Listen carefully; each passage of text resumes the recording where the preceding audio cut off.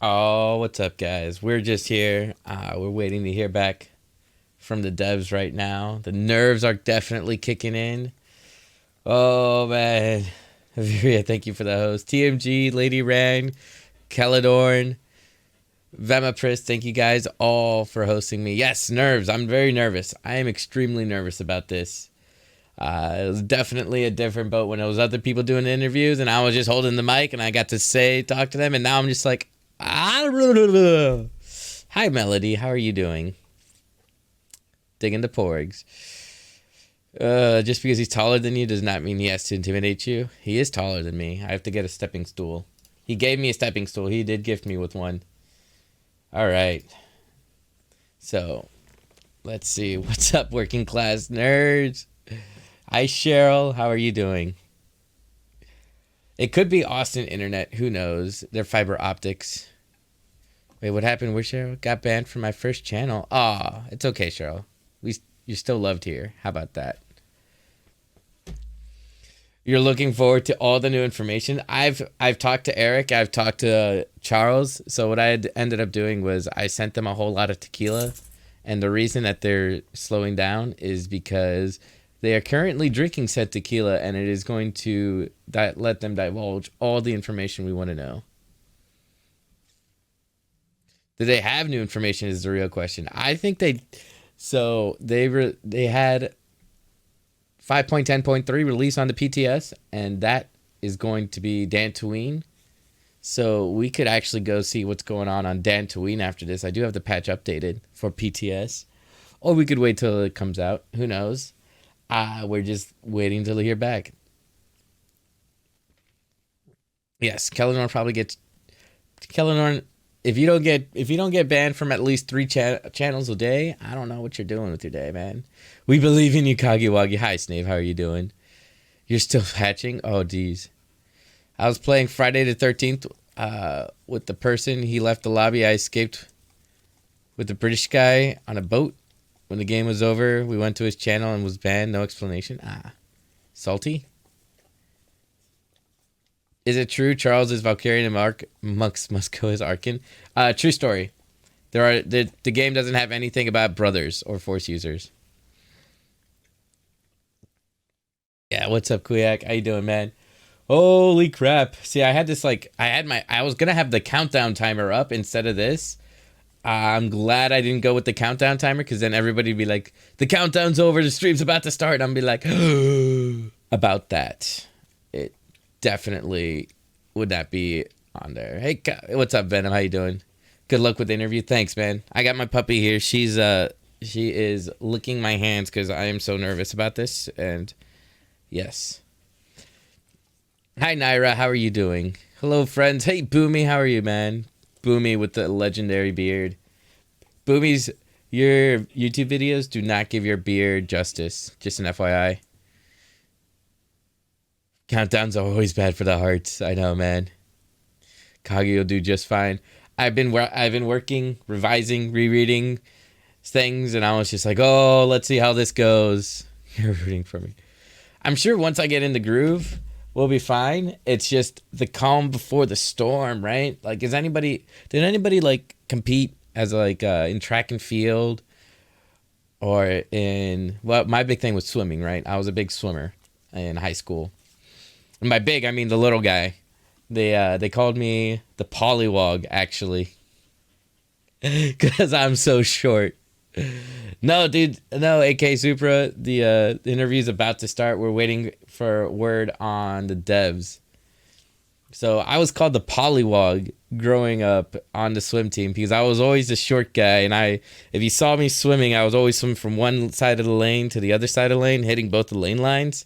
So I was like a little Pollywog swimming up and down. And this feels like that, you know? My muscles are all like tense and I just got to shake it out. And, you know, I always had a routine. Polycog. Polycog. Sounds like a brand new Pokemon. Beards are power from Master Tora. Oh, you canceled the gift sub. That's a good call there, Cheryl.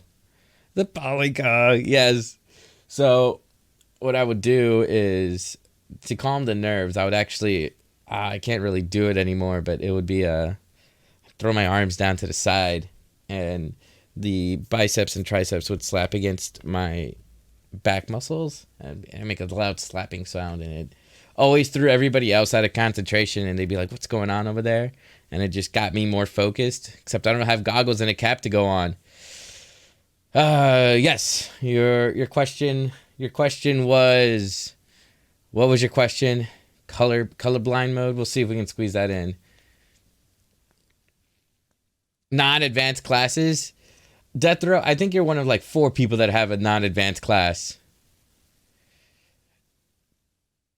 Because I have a non-advanced class, Inquisitor, and I have no idea how to get it, so I can't see the choose advanced class. I don't know what you did to do that, but there's no way I get around it. It's a legit question. You have what, 2 of those? Because I forgot to at the cantina. Ask him Senya Romance. Oh, baby. Dude, I'm not going to lie, man. I got to thank for Cougars now.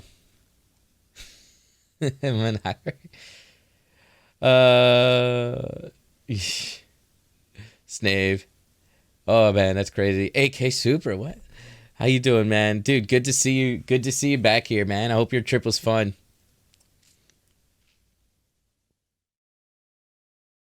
Oh, man. We'll have to get together for some drinks because AK Super is in the same city as me. Oh. Oh, man. Vemipris is better at this than I am. I totally forgot to say that I was going live with everything. Oh, man. Last I heard from Eric was at 20 till. So now I'm scared. I'm scared about the internets they got going on. I mean, I'm good with just a phone call, right? Yes, I'm reading the DMs. Loot changes around all the game. Oh, there we go. Hold on, guys.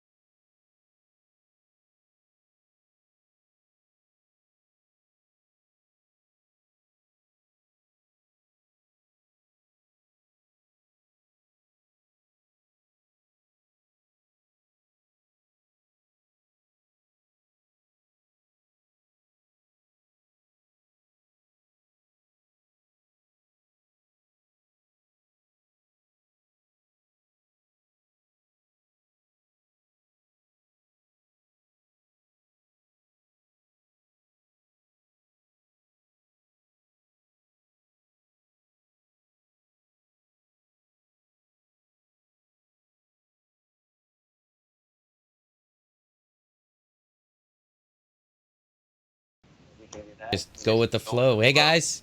Yeah. I'm Axa. This is some few guests I hear on audio right now. We're going to get the video going because Skype was not communicating between us. Yeah, sorry about that. So if you two would like to introduce yourselves. Yeah, sure. I'm Eric Musco, community manager. And I am Charles Boyd, creative director. On a little game called Star Wars: The Old Republic. Yeah, I guess we probably should have said that. What? What's up, guys? I'm Kogus. I love and play Star Wars: The Old Republic. I've been playing the game since launch. Thoroughly enjoyed it. I've got the honor to meet these gentlemen a few times. We got to talk a couple of times at Celebration. It was a good times. Yeah. Man. How's the internet going for you guys? Everything good over there? Yeah. Theoretically, I don't. Yeah. Our actual internet is still not back on. Yeah. We have a backup internet. It's just a little slower. Yeah. Like we can do stuff internally just fine. Yeah. It's just like a Skype call. Not nearly as much upload required as a live stream. Although apparently maybe that's also not working properly, which is why Skype's being a jerk. I don't know either. I don't know why Skype was not sending anything at all, and I was just like, what's going on here? I've had that happen one other time too. I don't know why. I haven't been using Skype that often. So not a giant fan of Skype myself, but yes. Okay. So let's start things off. with a little recap about, let's take a note from Keith and take a little step back, not a full year back. Let's just go maybe a week back into Celebration. Eric, what was your favorite food that you had in Chicago? Oh man, what was that place we went to? Were you with us when we went there? The one down the street with all the sandwiches and hot dogs? Yeah. I took Keith there. Oh, did you? We're talking about Portillo's. Oh, there you go, yeah. Our hotel was just up the street. Yeah. I took Keith there, and then Keith took a bunch of other people there when I wasn't around. I had this, it was called like an Italian beef sandwich or Italian, I don't know. First off, it was huge. And I actually, I eat like a small child, and like not like I eat as if I am a small child, not a small child. Like with the appetite. There we go. That's a better word. Like a bird. Yeah. But I ate that. That sandwich had to be a pound, and it's just like I think it's like shaved roast beef or something. And it's got like spicy peppers, and then they dip the whole thing in gravy and hand it to you. Just amazing. Just amazing. That was definitely the best thing I ate there. Yeah. Excellent, man. I don't want to talk about the pizza. I don't want to talk about it. You don't want to talk about the pizza? Were you disappointed by the lasagna-styled pizza? I was, but to be fair, I'm from New York originally and grew up in the Northeast. He's required to have opinions. I am required by law to have opinions about Chicago versus New York pizza. Wow, I never thought of you to be a New York. You don't seem to have the accent. You don't have that New York accent. You know what I'm saying?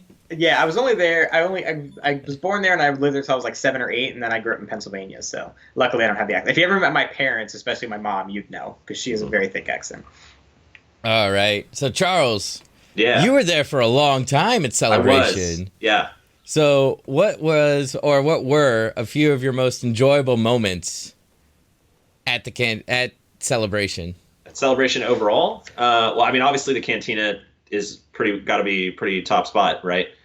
We pay him to say that. Yeah, so we're gonna say that one first, just because like that was the best like overall concentration of amazing stuff happening in just a couple of hours, right?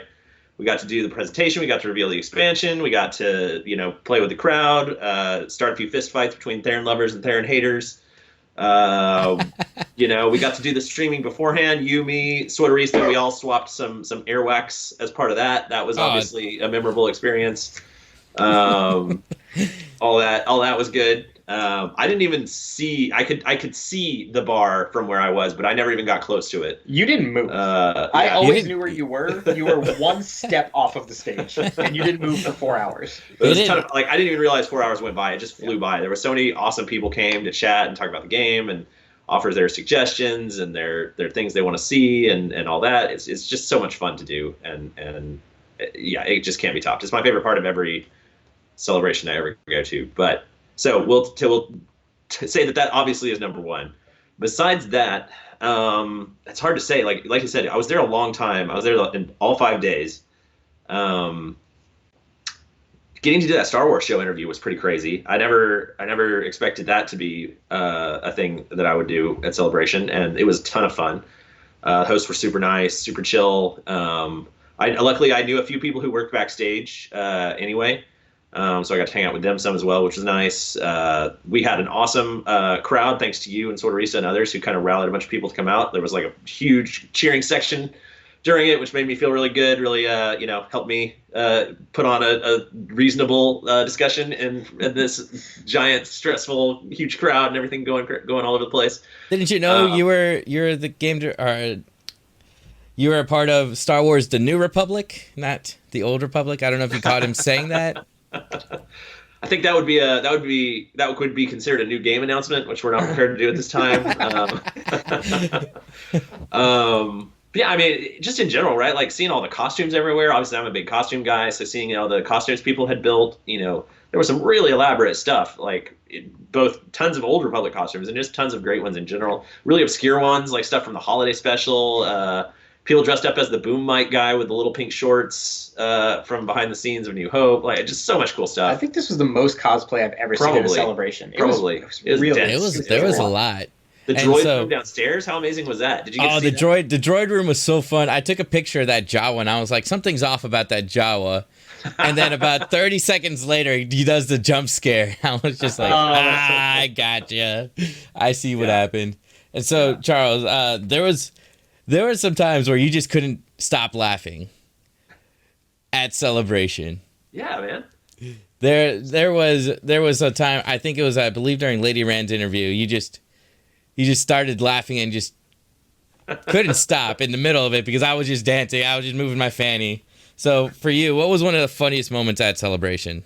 Oof. I don't know, man. I can tell you my funniest moment was we're on stage, and when Charles was doing the call out for Theron lovers and Theron haters, and when you said Theron haters, next to each other, there's one guy, and he was a huge guy, just like, yeah, he was so excited at Theron haters, and there's, I mean, quite literally from like me to Charles away is a Theron cosplayer, and I'm like, whoa, man, rein it in, yeah, rein it in, bring it down a little bit. Oh man, all right, so yeah. Yeah, I don't know if I could even pick like one funniest moment. I just feel like I had a smile on my face for 5 days straight. Oh, like, yeah, it was great. It was great talking to you. I was with Eric there. I was like, oh God, Eric's here, and I totally forgot everything I want to talk about. He's so intimidating, you know. He is. Yeah. Well, he's taller than me too. Giant stature. You can't tell when I'm on camera. I'm 7'8". He's actually been tapped to play a Wookiee. That's right. In an upcoming numerous times. Yeah.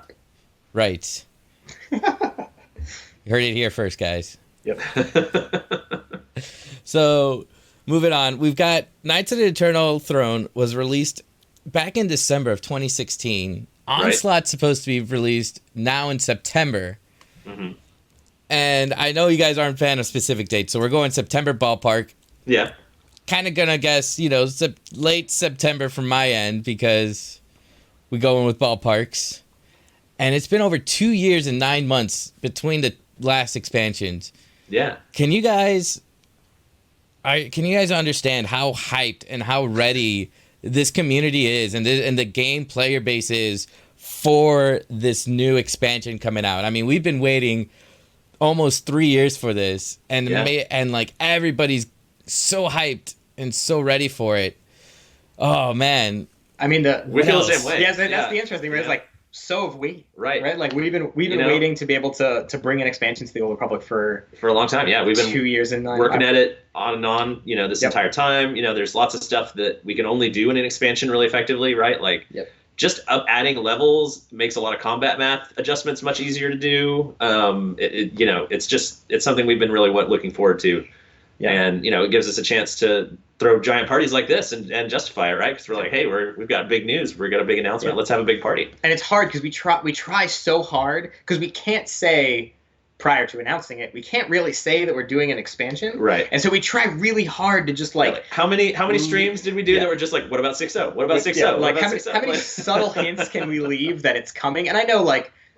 The status quo is to not believe us because why would we do an expansion? But we tried. We tried to just like and Keith's less subtle. Keith's just like we're doing an expansion. Keith, you can't say that. Well, I didn't say it. It's not. We're all fine.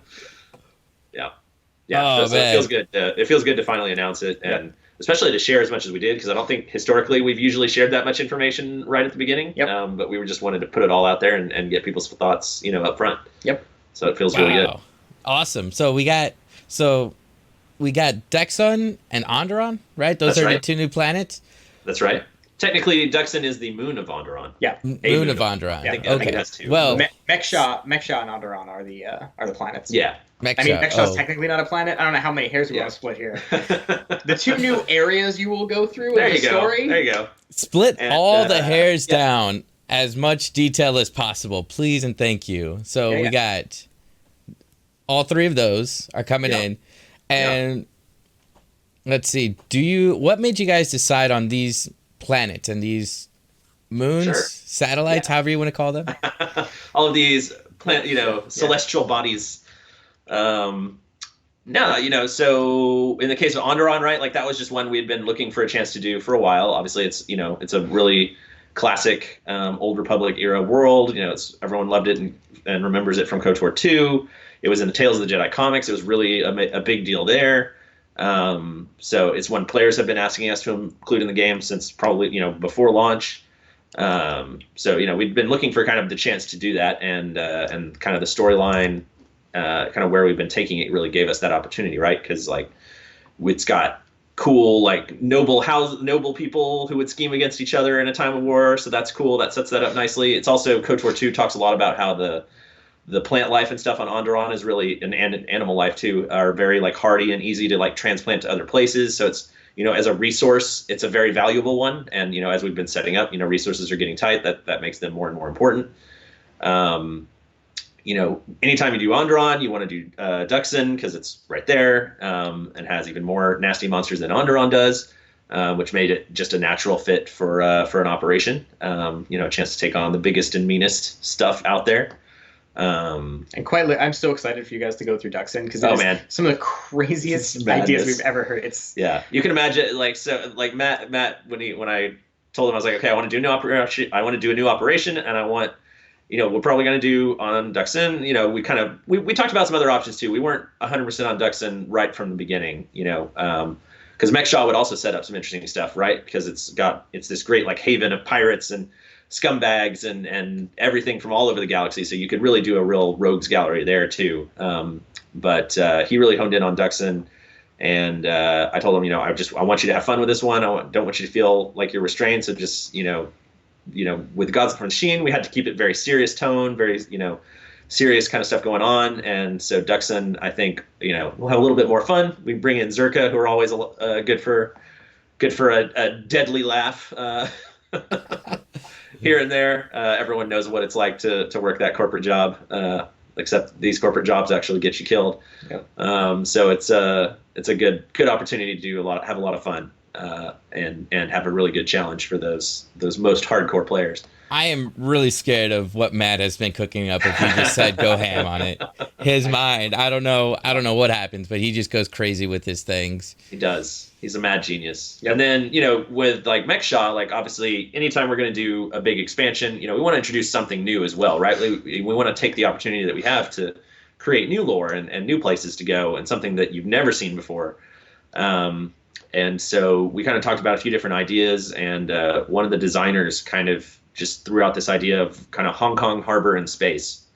And I just really latched onto that and really loved it. At some point, maybe we'll show y'all. I did a really terrible MS Paint mock-up of what that made me think of.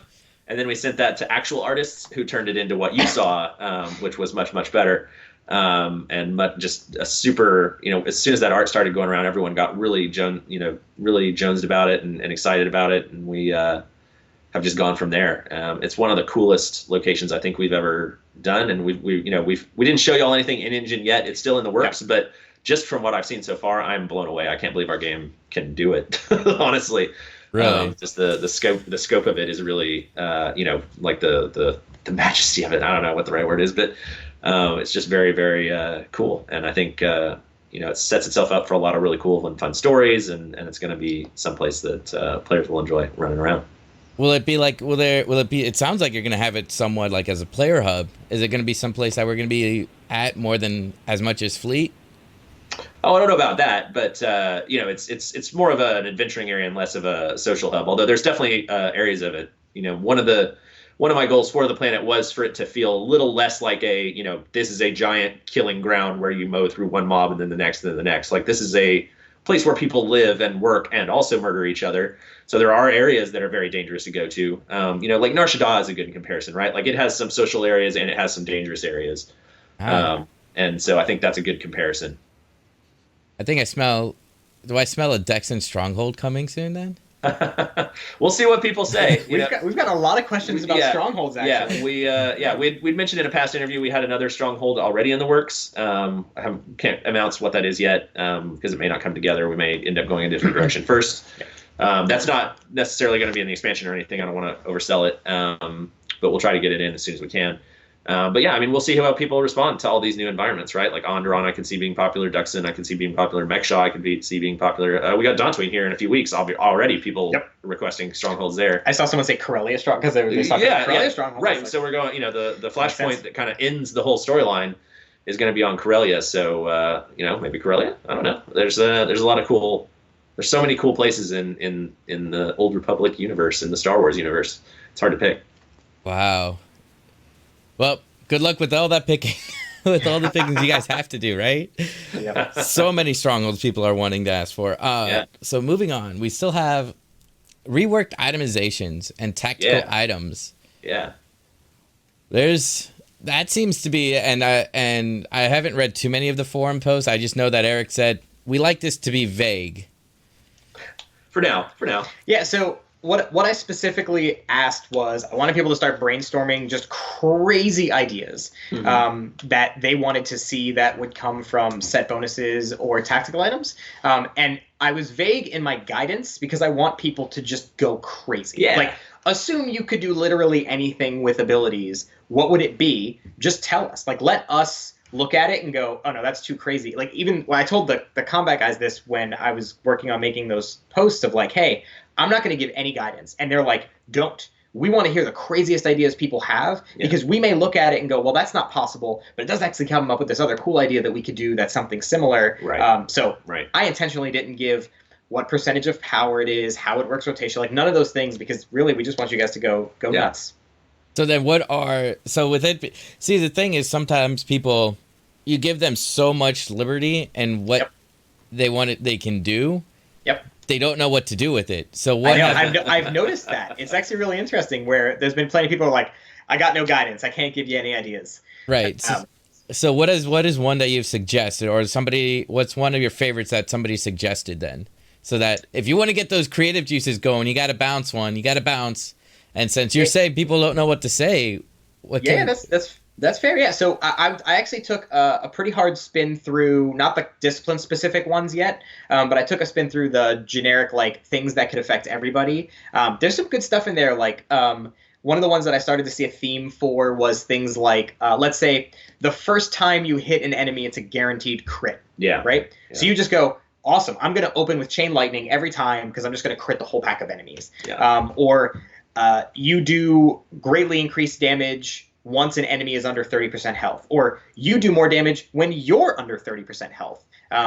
I really like some of those because it's really cool thematically of like it kind of changes the flow of the you're fight. yelling at your healer on Discord like, stop healing me, let me be almost dead. I like some of those because what we really want to achieve with set bonuses and with tactical items in the expansion is really like we want you to be able to grab the different ones that you want to really define your playstyle. Like if you've really always wanted to kind of move towards this one certain, like a lot of people will compare tactical items to utilities, and I actually think it's a pretty fair comparison-ish. Example, like one of the classes that I play a lot is I play a merc, and so when you have the ability to cast blazing bolts while on the move, which traditionally wasn't the case, that was character defining. Yeah, because it's amazing. Suddenly it took a character that's very stationary, very turret focused, and it's like, no, now you're super highly mobile because your biggest damage ability that's a channeled ability can be cast on the run. Well, not all classes have that ability. So what if, I always seem to use Lightning Sword as my example, but like, let's say a Lightning Sword could channel Force Lightning while on the run, and it did more damage. Now, all of a sudden, that just changes because you're not stationary anymore. Now, a big part of your rotation could be involving movement. And so that's kind of where we didn't want to give that guidance because, like, look at the class that you play, look at the discipline that you play, and just go, what do I really want to be doing every time I'm in combat, out of combat? What is the thing that's like my fantasy of that character? Yeah, I play my trooper totally for mortar volley, right? Like that's all I'm about. I just want to mortar everything all day long. Great. You want to buy mortar volley to every button on your hotbar? What would we need to put on a 2, 4, 6-piece set bonus and a tactical item so you could do that? Make those suggestions. Yeah. That's kind of why we left it really open, and I know that does make it hard. Like, restrictions do breed creativity. That's certainly true, but we're going to start with no restrictions. And as we move forward, obviously, as we reveal more about what we've got working, we'll start to clarify kind of where we see those lines being drawn, and then we can start getting more suggestions. This isn't the only time we're ever going to be interested in y'all's feedback on this. That'll be something I'm sure we're iterating on right down to the wire. Yeah, and one of the things that honestly excited me the most when we started talking about doing this stuff with tacticals and set bonuses is that the launch of Onslaught is the beginning, not the end, right? Like, we could let's say we introduce one new tactical every patch, or a bunch of new tacticals every patch, or a new set bonus occasionally, right? We would actually be able to, mathematically, we can actually afford to do that now because it's horizontal progression rather than vertical. Right. So the Rakghoul event's coming back, and we go, what if we do a Rakghoul-inspired tactical that works for every class, and it's now a rare drop during the Rakghoul event? Right? Like, we can do things like that pretty easily going forward. That's kind of what we're trying to set ourselves up for, is that there's so much loot and so much variety of loot everywhere that we can kind of give it to you everywhere, give you way more than you've got that you've had before, and then continue to introduce things as we go. So even when we get to launch, if people don't feel like, you want to be the mortar volley trooper, but you don't feel like there's enough mortar volley items, they keep recommending them because we're going to look for opportunities to introduce that stuff in the future. Yeah. That's a lot. That's a lot to process and going in. I was just like, okay, I thought of something, and then I lost it just now. It's all good. There we go. Here we go. My question is going to be, are we going to be seeing some playtest sessions before 6.0 then with these tactical items in conjunction with the new utilities that we're going to be able to get? Well, the new utility point, if they're going to be changing utilities. So the answer is a resounding yes. My hope is if it hasn't, we've really tried to be super clear about this already. I mean, within 2 days of our expansion announcement, there was feedback threads about all of this stuff already. And this is kind of like, our hope is to kind of bring all of you through the same process that we're going through. So we're in brainstorming, we're also in implementation, but we're in brainstorming right now of all these things. And so we're bringing you along, like, come brainstorm ideas with us. We'll work on implementing them. Right. Once we get to implementation, we're going to start testing. That means you're also going to start testing with us, and you're going to come through that process with us. So our goal is not only, we want everything on PTS as fast as humanly possible. Obviously, there's challenges that come with that, so we don't know when that will happen, but we want it to happen as soon as we can.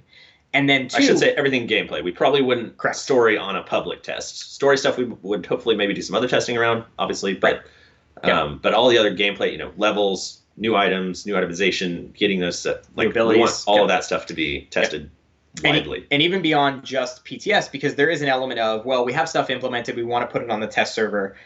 Getting the test server ready and doing all those things has its own challenges that takes time. And so hopefully once we get to a point of, we have all of the the trooper tactical and set bonuses, I'll just go put them on the forums and go, hey, here's all the items. How do they look? Give us your feedback on these. Yeah, do some theory crafting. Open it up for that. Yep. Because there's, to be clear, and we'll tell you what, there's a whole bunch of stuff still that we haven't even talked to you about with itemization that gives even more customization than you know about today, that we're still working on, that we'll be announcing in the future. So there's a lot to itemization. There's already a lot, and there's more that you don't even know about yet. And so we really just want your feedback the whole step of the way, because we've had missteps before, right? And I think we've had a really successful process over this last year, especially going back and focusing more on PTS, more on feedback than we were getting before. So I think it's, we've proven that is a good process and is, something that we should be doing more of. So we're going to keep doing more. Yep. So these tactical items, are they going to be craftable? Are they going to be rare drops? Are there going to be things that people just get wherever? Are they going to be drops from bosses in raids now? How are we going to be getting them? I don't know if we would want to totally commit to definitely every way you'd be getting them, because that might change as we get further along. All of those seem like reasonable options. Obviously, I think there will be some tacticals that are much easier to get. Like, we may well give you a very, very basic one just for finishing the crit path, just so you can kind of learn, this is an item type that I should pursue, and this is the kinds of things they can do in a kind of, baby's first tactical, so to speak. Here's how to learn about these. Versus, something really, really exceptional that might be, an ops boss drop or something that you have to work very hard for otherwise. But as we define them, I think that will define where and how they should be acquired. Yep, and it's not lost on us that there's basically two giant slices of pie that are related to itemization. So step one is, what are the items and what do they do? Which is what we've talked quite a bit about. You still don't know everything, but it's still a large part of the pie that you know. But it's not lost on us that the entire other half is, how do you get those items? That was certainly some of the challenges early on with Galactic Command, is that the actual acquisition of the gear was the problem, not necessarily what the gear was. And so that's not lost on us. We'll talk a lot about how you acquire gear, and we're going to get all of your feedback about what is the best way to acquire gear, how fast do you get gear, all of that. We're going to need more cargo space. You know that, right? We're going to need more cargo bays and legacy bays. Yes. Yeah, we with all this gear changes, and with the fact that it was said on the forums, I believe, correct me if I'm wrong, is that we're going to be getting legacy left side. Yep. So I'm praying for left side legacy leveling gear for some tunes. Interesting. Yeah, that's one of the things that came up quite a bit too, is the generic set bonuses or tacticals would be like things like increased XP rate, CXP rate, like that type of stuff. So noted. But yes, don't worry. We've seen the request for more storage all over the the Yeah, there was something that came up immediately when we were like, we're going to give them more gear. It's like, well, they're going to need a place to put all that gear. Where do I put it? So. Okay. Yeah. Because my 6 cargo bays are already full. My legacy's bay is always full with just waiting for double XP. Okay. Oh man, and so we have an increase to 5 levels. Yeah, I was almost kind of hoping for 10 levels. We haven't leveled up for such a long time since the last expansion. Yeah. So with that, why 5 levels? Why not 10? It mostly has to do with the balance curve of what we're doing. Like if we do 10 levels, then that is quite a bit of extra stuff that you've got to do to make that work and feel right. And 5 just made more sense for where we were going numerically. Yeah, and also, I mean, the whole point of more levels, right, is like you want to fill bars, you want to become more powerful, and feel like you've moved on and something's changed. And between the levels, the new abilities, and all of the changes to itemization, the hope would be 5 levels will be plenty for you to feel like you're playing a whole new experience. Yeah. Okay. Are we going to be getting new tier command crates to go with this as well? Galactic Command, interesting. I don't think we're ready to talk specifics yet, but just know that what is happening to Galactic Command is an ongoing conversation. We fully intend that you can still use Galactic Command, which may end up being called something else, or may change how it works. The kind of state it's in right now, where it's a purely like this is a supplemental way to get some extra gear. It just rewards you for playing in general. Those goals we think are still worth having and pursuing. So something like that will still be around. But yeah, like, do we still call it Galactic Command? How does it work exactly? Like, we're still kind of shaking that out. Yep. Okay. And now I'm gonna ask, and I'm really scared about this answer. Are the new abilities? Personally, I keybind everything. So I have if you ever see me play, I have everything from 1 to 12, shift 1 through 12, control 1, 2, 3, 4, 6, and then like 10 and plus and minus. Yeah. And so when I got into Gods from the Machine and I had to do my temporary quick bar, and I had to keybind that on top of everything. You should have seen how upset I was about keybinding my temporary quick bar. I was so upset. Yep. So new abilities, are these going to be base abilities that are going to be for specific like advanced classes, like for warriors, inquisitors, or are they going to be for the juggernaut? Or are they going to be for rage, vengeance, immortal? Yeah, so it's advanced class, not per discipline and not per base class. Okay. Right. Yeah. And the one thing to keep in mind with that too, and we'll see how this plays out, and this is one of those cases where we definitely want you to help us test, is since the idea is that sets and especially tacticals are build defining, like it is entirely possible and hopefully likely that when you get specific combinations of sets and tactical items, your rotation may entirely change. So you may not actually need all those buttons, right? Like if you want to change to be like, I just want to focus on this ability, you might be able to pair some other abilities out of your rotation and minimize some of that stuff. I don't know, because we don't know exactly where that will shake out when we get to that point. That's where really where testing will come into play. But hopefully that may help you a little bit as well. Okay. That's, well. Yeah, overall, just to tack onto that a little, we do feel like there's a bit of ability bloat in the game. Yep. So it is something that we want to address, but that's not one of the main things for this expansion. Yep. So with the new leveling, new utilities, well, not new utilities, with the new skill point utility, are we going to be able to unlock that one all the way up to legendary? Or are we going to be kind of trying to keep it 2, 2, 2, 2 in all the tiers for the utilities? I don't know, actually. I don't. Yeah, sorry. That's something we hadn't. Well, I'm sure they've talked about. I have not talked to our designers about it in the last week or so. Yeah, so I wouldn't know a good answer to that yet. I could guess, but it would be disingenuous because I don't know that I'd have the correct information. We can find out though. Yeah. Okay, that's all right. And then so there's a lot. Only have the most up-to-date info. Right. Yeah. We got a lot of information from the cantina. There was a lot of talk. But something we didn't hear anything about was PvP. Mm-hmm. And I see you guys nodding your head right away, and it's just like, are we going to get any? So my hope is right now you guys are going to say we got something really cool with the not Onderon. I'm losing it here. 5.10.3 with PvP event going on the planet. Oh, on Dantooine? On Dantooine. Nothing PvP specific around it. Obviously, you can do the PvP instance as you normally would. We probably have the kind of normal achievements and things, but that's not necessarily like a PvP centric event. Yeah. It's similar to other events that we've done. Yeah, like we don't have any new like war zones or anything announced currently. We're always talking about what else could we fit in if we can, and PvP would be the top of that list since, like you said, there's nothing in terms of like a new Warzone arena announced yet. But that said, I mean, we are doing a huge change to the meta with all of this stuff. So that we are hoping to make, especially for PvPers, right? Like currently one of the biggest challenges in the gearing that we do now is I'm a PvPer, I want to gear entirely through PvP. I have to contend with people who come from PvE with gear that's better than mine. So now I feel, that conflict, right, is a big issue for PvP players, and that's something that we want to resolve with this expansion.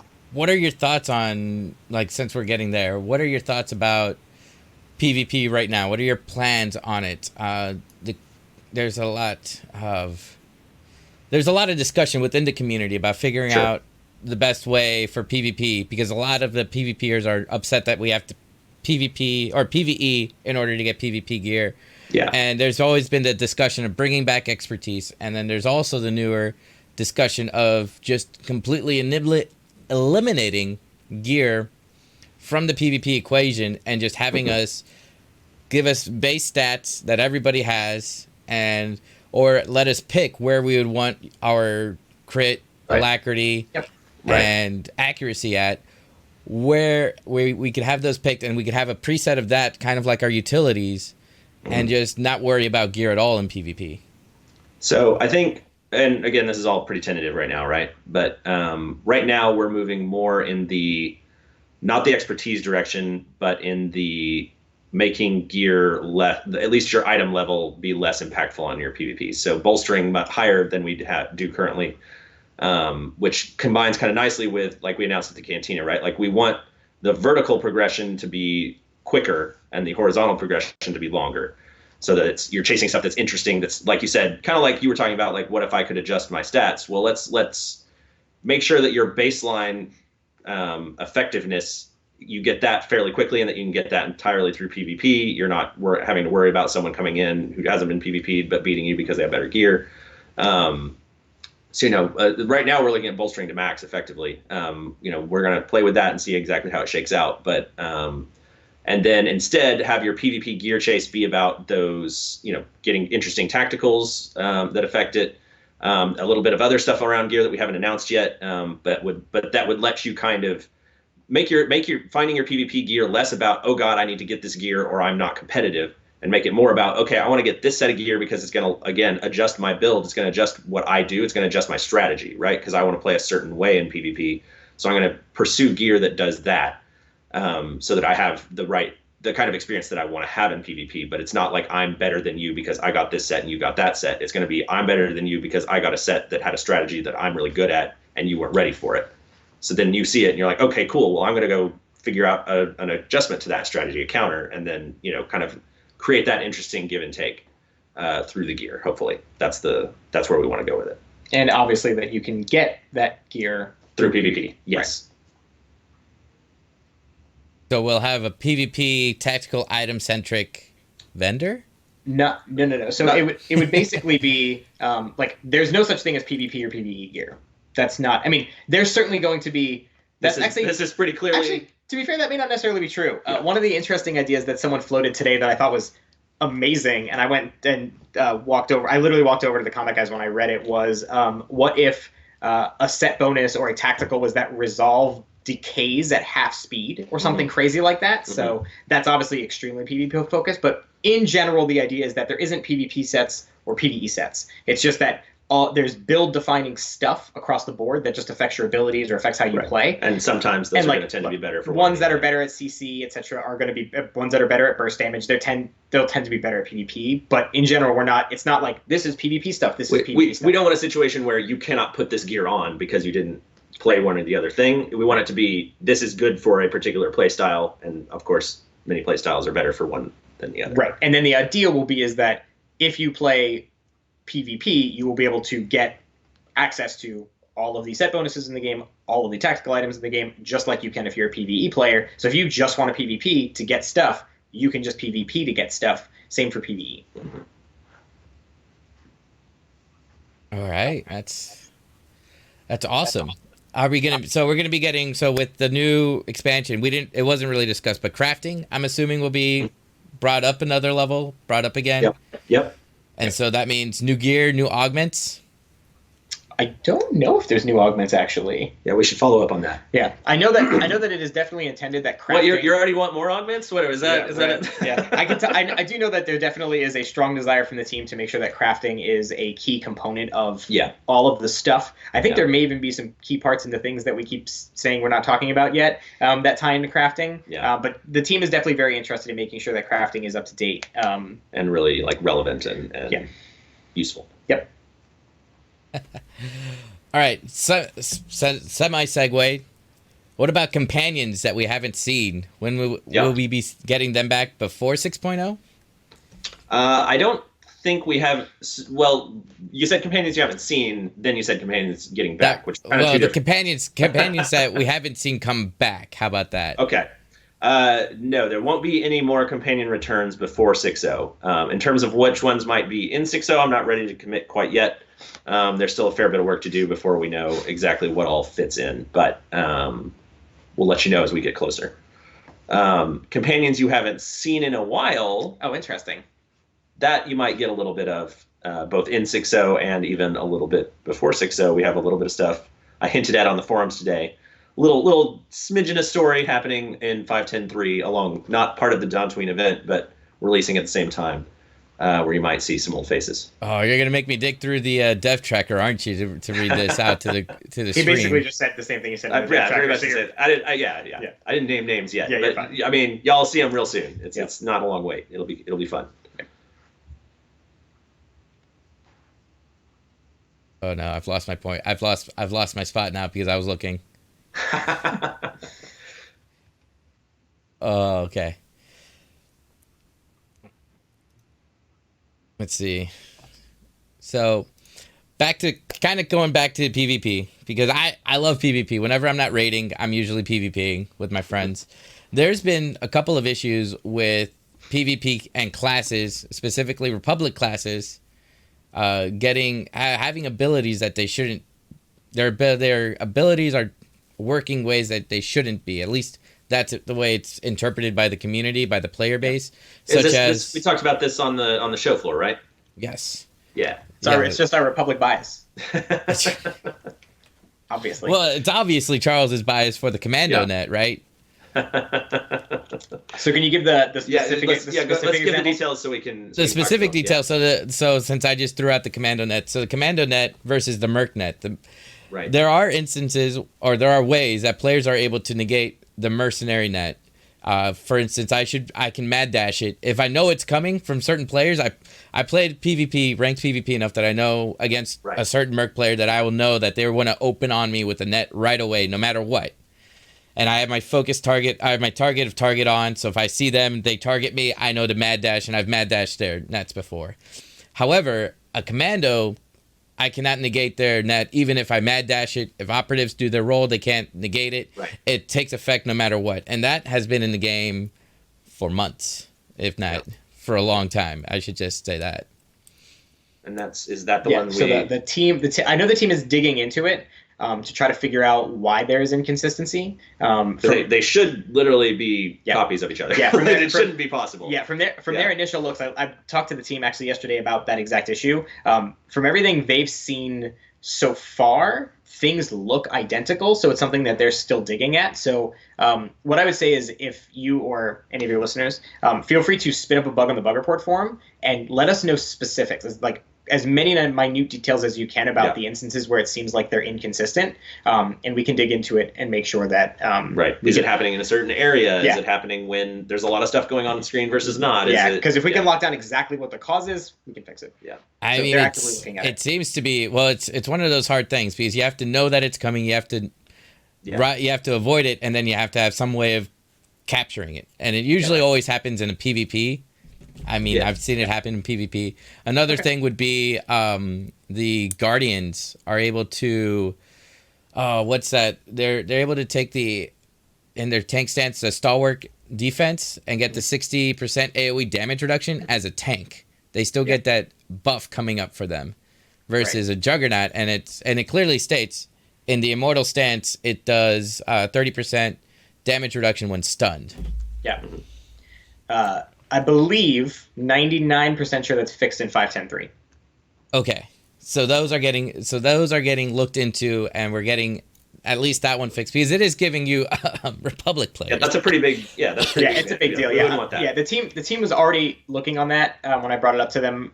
They had already been aware of it and been looking at a fix, and I believe they got it in for. I think it's going to be in for 5.10.3. Yeah. The other one, the investigation is still ongoing. Yeah, but yeah, in general, like if it's a mirror ability for a mirror class, it's really almost certainly not intended that they would be. So, make the noise. Let us know. Right. Yep. The commando net is one of those frustrating points. And this was something else that I brought up on the floor when we were talking, Charles, is there anything that we could do where, because people love to play the commandos and people love to chain their nets against one specific person. And it gets to a point when you have 2 to 3 or more commandos in a team, because there's been plenty of ranked matches where there are 4 commandos on one team, and there's no way they just stack it on you one after the other. They chain their nets. And is there any way that we could get it so that if you get a net on you, that you don't get affected by another net's ability to at stop least until that one wears off? Well, not the wears off, but at least until 10, 20 seconds, 15 seconds. Yeah. So it gives the person some time to breathe, because it doesn't matter. It doesn't matter how good of a player at that point you are. You're just dead because you're being. Yeah. It's a class stack issue. Yeah. Yeah. Yeah. I mean, again, nothing specific in the works for it, but it's something I'll chat with the team about and see, right? Like because obviously they are making some kind of trade-off, right, by saying we are going to take 4 commandos into this to do this. So you're giving up something in order to do that crazy stuff. But I would agree, to me, that doesn't sound like the most ideal experience offhand. So we'll talk to the team about it and see what we can do. Okay, excellent. I appreciate that you're looking into that. Hopefully we can get some segue into that in a later patch. Yeah. So it probably wouldn't happen in 5.10.3 because that's getting pretty close. Too to final. Close. That's That's. But, we haven't announced what other patches might be happening between now and 6.0. We can talk about that. How many patches are there going to be between now and 6.0? At least it's September though. We got that much. Limited time frame. There's only so many patches you can fit in. Yeah. So many patches. Oh, there was a question. I figured out, I did the math. Season 12, will that be starting with, for ranked PvP, will that be starting with 6.0? Yes. Mm-hmm. Okay, so we can expect the current season to end before September. Yeah. What'll probably happen, I'm guessing, but it's pretty informed guess, is that it will end with 6.0, and then there'll be a lag time for people to level up, get gear. Yeah.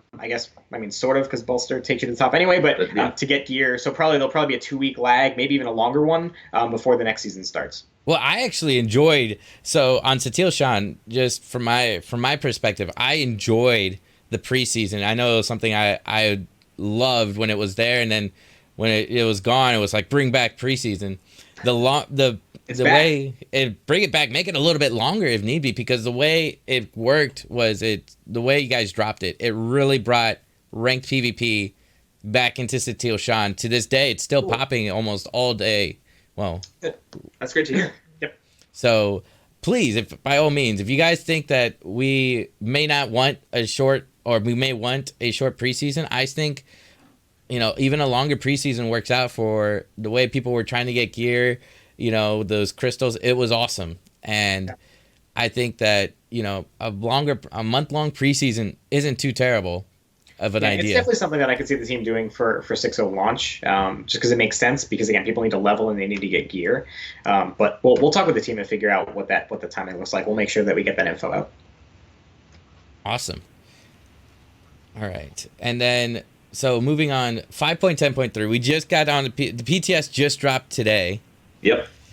Do we have anything new with PvP related challenges, since we're not getting any PvP for 6.0? So what can we expect PvP wise from Dantooine? Is it going to be anything like the Gree event? Interesting. Like where it's where you have like specific the one where you have to collect all the things and people kill you and take them. Yeah, it's this one isn't a PvP focused event. Like I said, it's I'm trying to think of what a better comparison might be. But no, this one's not about that as much. So I don't want to. I'll rip the Band-Aid now. This one's not as much about that. But obviously, anytime we throw everyone together into one place, it does set up for some of that. Okay. I had another question from somebody. Is there going to be a chance that we get to see for a colorblind mode in the game? It's not something we're actively working on right now, but we do take it into account pretty much every update on, especially when we're designing boss encounters or anything where we're using iconography and color to try to tell you this is good, this is bad. We try to be very conscious of that and make sure that other things like shape, how often it flashes, that we use other details as well and not just color, because we are very aware of that as a challenge, and we don't want that to be the challenge. Yeah. Right. And then, what can you tell us? What was your favorite thing about, or a good reasoning as to why you guys went with? I mean, I saw a few screenshots, but Dantooine, how'd you come up with that? What made you go with, let's go with Dantooine as being a story place that we want to do, having a recurring event on this planet? Because we won't be able to go there once the event's over, correct? You will. You can go there. Okay. Yeah, kind of like is it the Western Ice Shelf, the where the Gruyere event takes place. Yep. Yeah, so you'll be able to go there when the event is not active, and it will be, the geography is the same, but the feel of it will be pretty different, because it's less exciting. Suddenly, there are a lot less pirates attacking. It's more about Dantooine business as usual, and that's part of why I wanted to do it as an event, was because I feel like it's kind of a request I see from some players pretty regularly, where they like areas of the game where you can just kind of relax and explore and kind of exist and take in the environment more, and that are less combat focused. But obviously we're an MMO, leveling, your gearing, everything is based on combat, so that's a difficult thing to achieve. And so an event where it's sometimes very active and sometimes otherwise not, seemed like kind of a good opportunity to do that, and Dantooine seemed like a good planet to do that as a result, right? Because Dantooine is sort of famously boring. It was too boring to blow up in the movie. So it was kind of but people like that about it, right? Like, they love that it's this sort of relaxing pastoral environment from the KOTOR games. And so it was really just kind of all of that stuff coming together at once, where it was like, this is a planet that players have always wanted to see again, that they've really wanted to see added to SWTOR. It's a place that would make sense to have a sort of peacetime mode. It's a place that is, its location, despite being pretty far out there, is right at the border between Imperial and Republic territory. So it just story-wise makes sense for there to be conflicts happening here, especially in the current situation in the galaxy. It's a farming planet, so again, resources, those are crucial. Everything just kind of came together all at once and made this the right planet. Awesome. Are we going to be getting any news? Okay, so I'm leaving out another group of players, and that is going to be the GSF players. Is there going to be a new GSF map coming around? It depends on if Brett wants to sleep. No, so no plans for a GSF map right this minute. It's something I use Brett as the example because he's our lead designer, and he's very passionate about GSF specifically. Yep. So we'll always be trying to get a little bit more GSF in there any chance we get. But nothing to announce right now, unfortunately.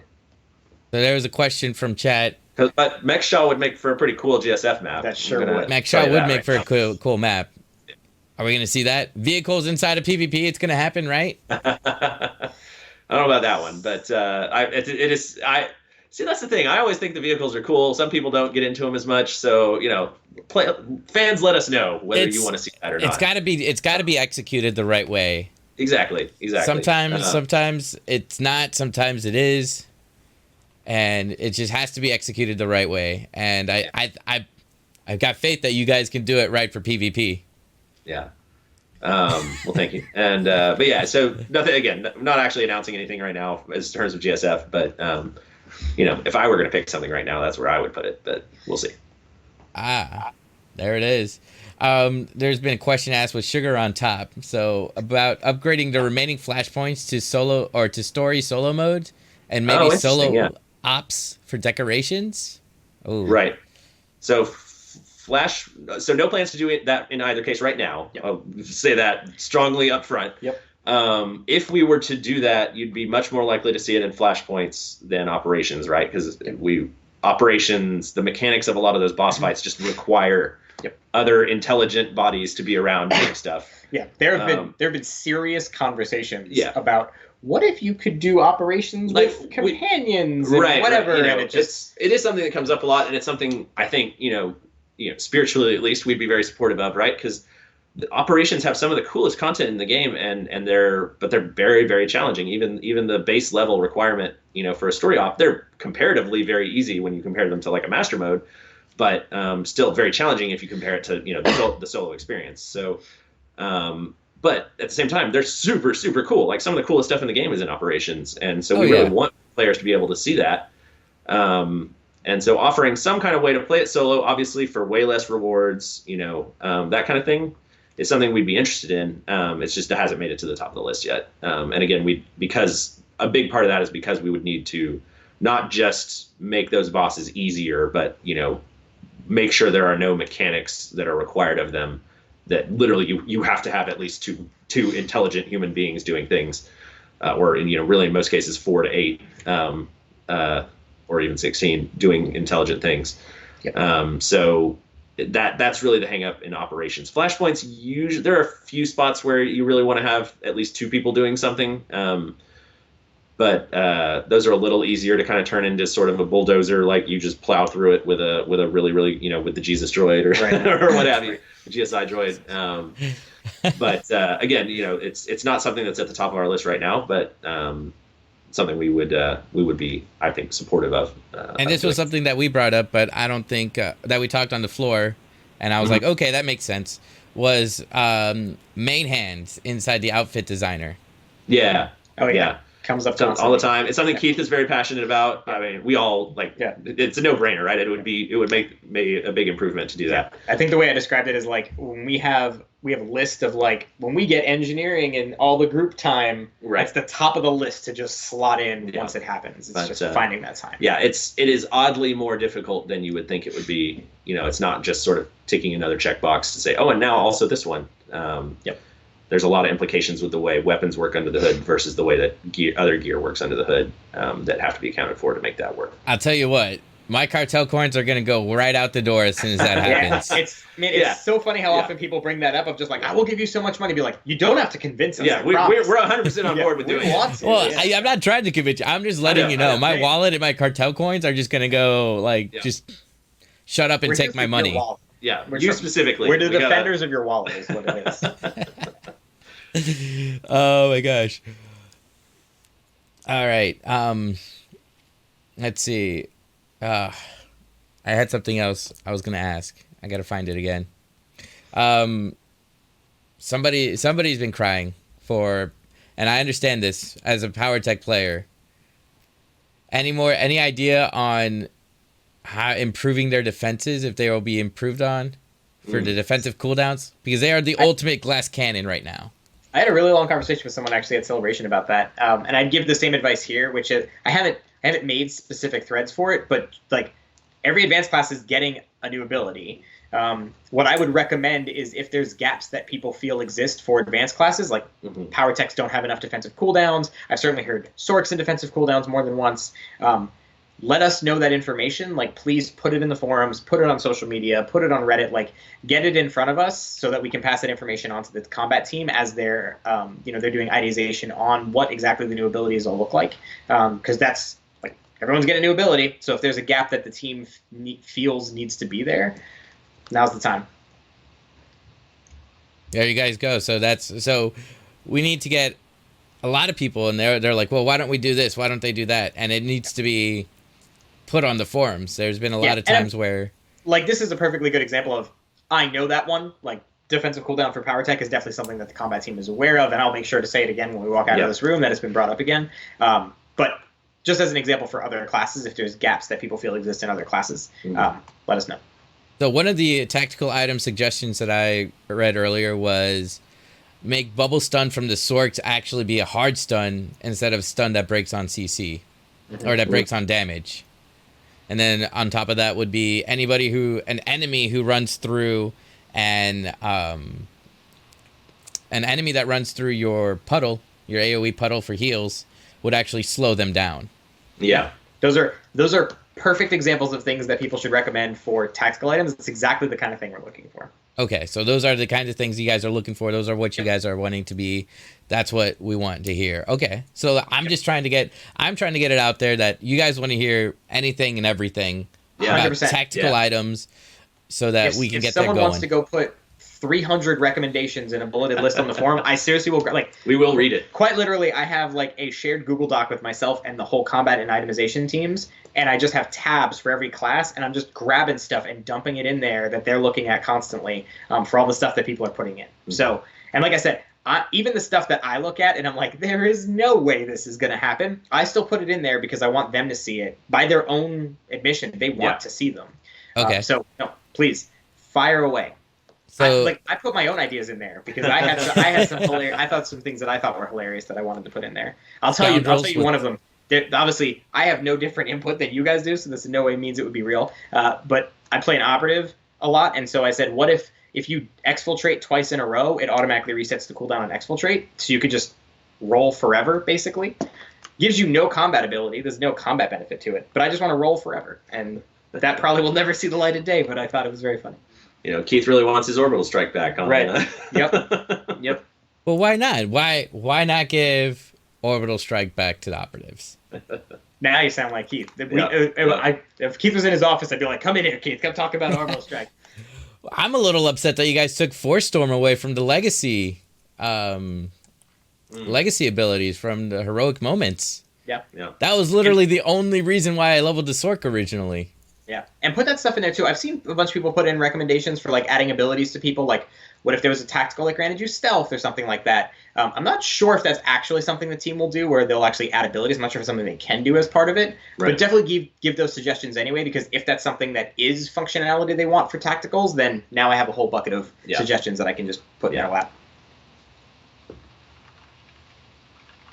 Awesome. Let's see. What do you guys what can you tell us now about 6.0? I'm sure you guys can tell us now that it's been a little bit time since we started the stream. So now you guys have said we can, go into it a little bit later. Now it's later. Let's tell me everything about 6.0. It's coming in September. Yep. And there's content in it, which you already. Mm-hmm. You know already. Maybe other stuff. If you're a subscriber, you'll get it right off the bat. Yeah. The new race. Nautilans. English hard for me. Are we going to be able to get those classes to play that race before 6.0? Probably not. No, that would be pretty unlikely. Yep. Okay. I understand the desire to do it because they want to be leveled up and ready to go with that character. Yep. But yeah, it's pretty unlikely that we'd be able to put that out early. Yep. And then what about if we're subscribers before? What kind of subscriber rewards are we looking at if we're building up into it? There you go. There's a question I can answer. So our plan right now, tentatively, we want to do sub rewards to some kind around the expansion. It may not be before. It may be after. The one that we're pretty solid on, I still can't confirm 100% because there's still moving pieces on it, is we do likely want to do that if you're a sub at the expansion launch, we'll give you Nautilin for free. Because Nautilin's going to be just like the other species are, where you just MTX, whatever it is, like 500 credits, whatever it is to buy the species. But we'll just give it to you for free on launch day if you're there as part of your sub.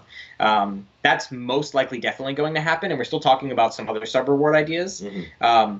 Our plan, hopefully, is that we're looking tentatively to do another cantina in July at Comic-Con, San Diego Comic-Con. Again, can't confirm it, but it's something we're likely going to do. And we'll then most likely announce sub rewards in July at that cantina. That's the most likely plan right now. Kefis lives. Just saying. Oh, 100%. How can he not live? 100%. Kefis the Undying. Yeah, quite literally is his name, yeah. Him and Kaiser can have a used special car, thing. Yeah. Used speeder dealership. Yeah. So this was something that I was like super hyped about on Friday and Saturday, and then my bubble was bursted. because I was like really hoping for a cinematic trailer this week or at Celebration. Yeah. Can we be hyped up for a cinematic trailer for 6.0? Do you mean like a Blur trailer? Like one of the like crazy like Return, Deceived, like one of those? Yes. No plans for that right now. No plans for that. But I mean, you can expect a trailer. Like, certainly. Yeah, we will have a trailer. You guys will have a trailer. It will just not be that. Yeah. No, okay. I'm actually not disappointed by that because that means you guys are putting more of your efforts into the game. Yeah. I mean, they're a ton of fun to make, and I'm not saying we would never do one again, but just the timing and a lot of factors involved. For this one, it didn't make sense. Yeah. But that doesn't mean we would never do one again. There we go.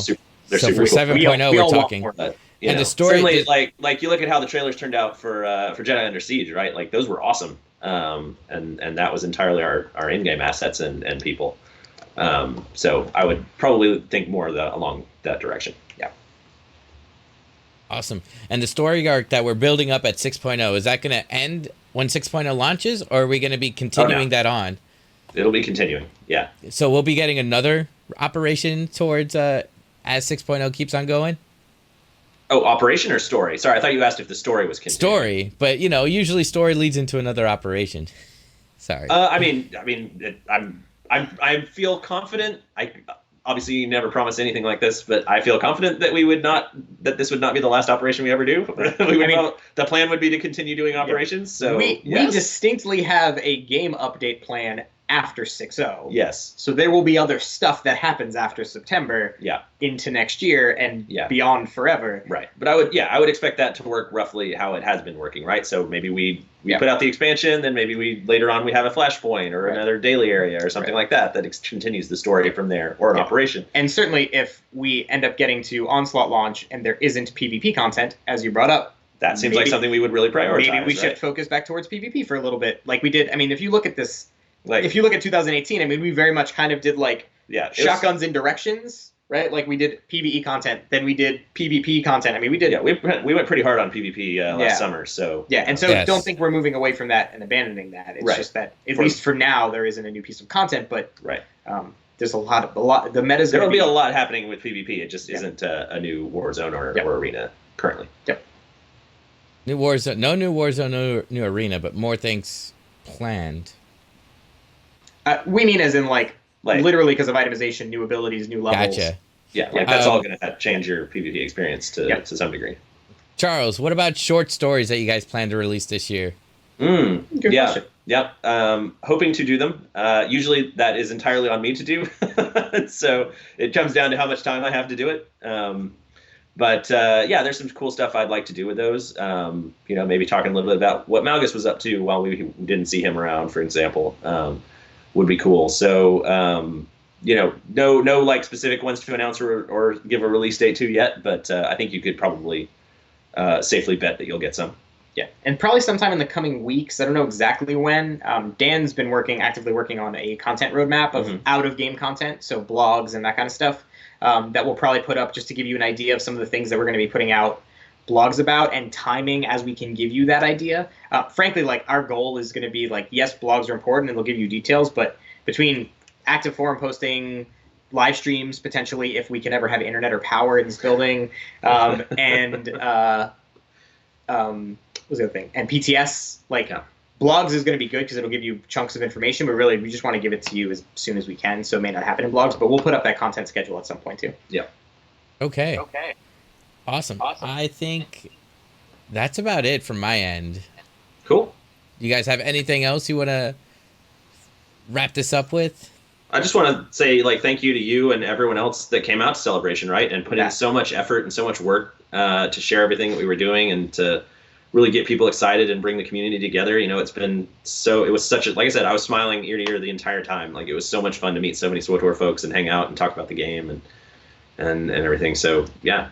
Kudos. Yeah, can't give enough credit to you guys. I have never heard of another video game ever that has had fans who had a show floor booth. Charles and I have said this before. We know how much work it is to put together a show. Yes. It is a tremendous amount of work. I mean, that's my job. So to have a group of people, SWTOR, and I know Cog, you were really involved, and the Old Republic cosplay group, to have people just do this volunteer for our game. It's hardcore. It has blown everyone away. Yeah, it's really touching. Everyone is still talking about it. Like, I've heard more talk about our fan booth and the stuff that went there and Celebration than I have about, like, the movie trailer, the show announces. Like, everyone just can't stop talking about it. So we really cannot thank you guys enough for all the work that you put in. It really means a lot to the team. Yep. And then now that we're past Celebration, like, really, I mean this, please continue to give us feedback on any and everything. Like, we are really out there trying to get every piece of data and words that we can from all of you to make sure that this is the best expansion we've ever had. So please keep talking to us. I mean, you'll yell at us if we get something wrong and keep doing that, but yell at us now. Because if you yell at us now, we can potentially make it better, great by the time we get there. Yep. And we're really hopeful. Like, I'm super excited about the things that we're doing in this expansion. For sure. Yep. And all I hear is the sound of every single Assassin player crying out for Phase Walk right now. Put it in there. Please give us the feedback. Give us the feedback. I can't ever guarantee that it'll happen because you guys can get in line with Keith about Orbital Strike and just stand at the combat team and be like, give us something. But it's good to have. It's good to have. Yes, I want to say thanks to you guys for all the work you guys put into the game. Continually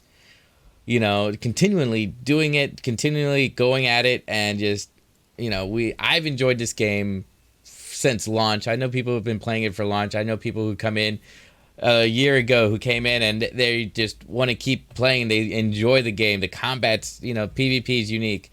The raids are fun. I thank you guys so much for everything you guys do. It's phenomenal. Thank you for this opportunity, for the interview. Yeah, man, our pleasure. Yeah, of course. And we'll pass that on to the team. They'll love to hear it. Yep. Yes, thank you guys so much. To say hi to Keith, Brett, all the other devs that we met out there. Will do. Brett was super awesome. Not gonna lie, he was one of those guys I've never met before. I was just like, "What do you do?" And he was just like, we just talked, and it was great to talk to him.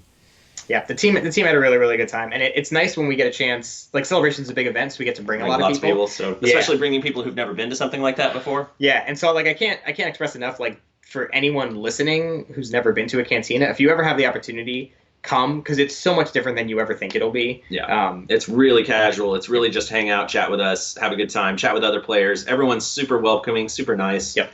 We just have a really good time. Yep. Yeah. All right. Well, thank you guys so much for the interview. I'm gonna go ahead and let you guys go. Have a great day. You too. Yep. Thanks for everything. I'll be looking forward to the PTS right now with Dantooine for a little bit, but I'm more excited about what we have going on with 6.0 and the playtesting and more information you guys are going to release with us. There'll be a lot. There'll be a lot of it. All right. Thanks, a great day, guys. All right. Bye. Take care. See ya. We'll see you later. Oh man, what do you guys think? What do you guys think? Oh, let me try to get rid of that color source. Oh, I'm super excited. You guys should all be super excited too. Thank you everybody for coming out and hanging out for the stream, getting the questions asked and answered. You guys heard it. If I didn't get your questions out there, put it on the forums, put it on Twitter, put it out on Reddit. I tried to go through as many questions as possible. And answered them. Some of the questions I was like, I don't know, that's a silly question, but I was told to ask it away. And you know what? I'm glad you guys all asked your questions. I appreciate it. Thank you everybody for the new follows, for the new subs. I saw those popping up as well. Thank you guys so much for coming in and support. This interview would not have happened without every one of you watching this. I'm like super nervous about this whole thing, so thank you so much. You guys have a great day.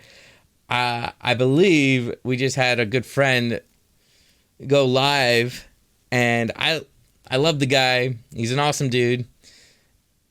Let's see if he's live and going. We'll do it. We got TMG up. He's doing some world bosses. Let's give him a raid, and you guys go give him a follow too. Thanks, everybody, for the kind words. I was super nervous about this interview. Have a great night, morning, afternoon, wherever you are, because we got viewers from all around the world. I know Zamzam's in Australia. Avi's over there in Europe. So I'll see you guys, when I see you guys. And and have a great day. Get your thoughts out there. Just get them out there. Everything that we're talking about, that we've asked, they've answered one way or another, and they just want to know more. Whether it might not be the answer you want, but it's a good answer. We'll see you guys soon.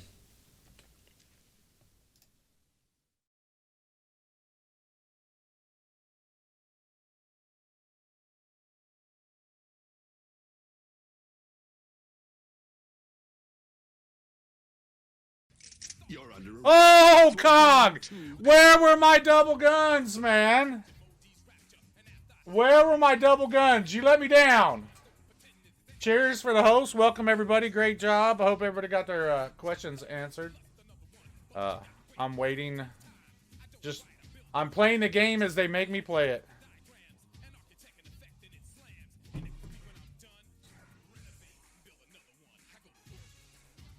Muscle Man.